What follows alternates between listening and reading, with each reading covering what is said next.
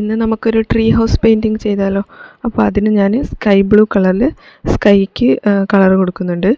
എന്നിട്ട് നമ്മളിതാ ഇതുപോലെ കുറച്ച് ക്ലൗഡ്സ് വരച്ച് കൊടുക്കണം. എന്നിട്ട് ട്രീയും പിന്നെ ഹൗസും കുറച്ച് പെൻസിലും കൊണ്ട് ഡ്രോ ചെയ്ത് കൊടുക്കുക.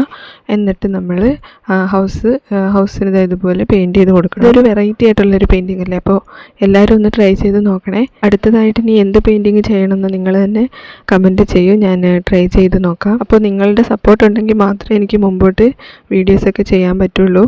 അപ്പോൾ എല്ലാവരും ഒന്ന് സപ്പോർട്ട് ചെയ്യണം, സബ്സ്ക്രൈബ് ചെയ്യണം. അപ്പോൾ ഇതിൻ്റെ ഹൗസ് ഏകദേശം കംപ്ലീറ്റ് ആയിട്ടുണ്ട്.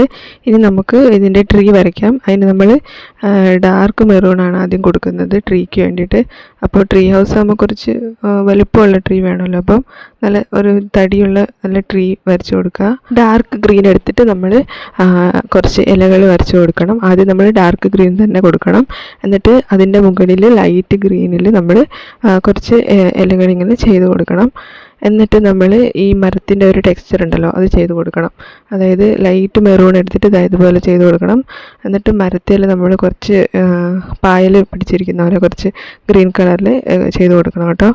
പിന്നെ നമ്മൾ കുറച്ച് ഗ്രാസ് വരച്ച് കൊടുക്കണം. അതിന് ഞാൻ ബ്ലാക്ക് ബാക്ക്ഗ്രൗണ്ടാണ് കൊടുക്കുന്നത്. ബ്ലാക്ക് ബാക്ക്ഗ്രൗണ്ടിൽ ആദ്യം ഡാർക്ക് ഗ്രീനിൽ പുല്ല് വരച്ച് കൊടുക്കുക. എന്നിട്ട് ലൈറ്റ് ഗ്രീനിലും കുറച്ച് പുല്ല് വരച്ച് കൊടുക്കണം. പിന്നെ നമുക്ക് ഏറുമാടത്തിൽ പോകണമെങ്കിൽ ഒരു ഏണി വേണമല്ലോ, അപ്പം നമുക്ക് ഫൈനലായിട്ട് ഒരു ഏണിയും വരച്ച് കൊടുക്കാം.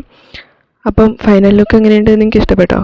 ഇഷ്ടപ്പെട്ടെങ്കിൽ ലൈക്ക് ചെയ്യണം, കമൻറ്റ് ചെയ്യണം, പിന്നെ സബ്സ്ക്രൈബും ചെയ്യാൻ മറക്കല്ലേ. അപ്പോൾ അടുത്ത വീഡിയോയിൽ കാണാം.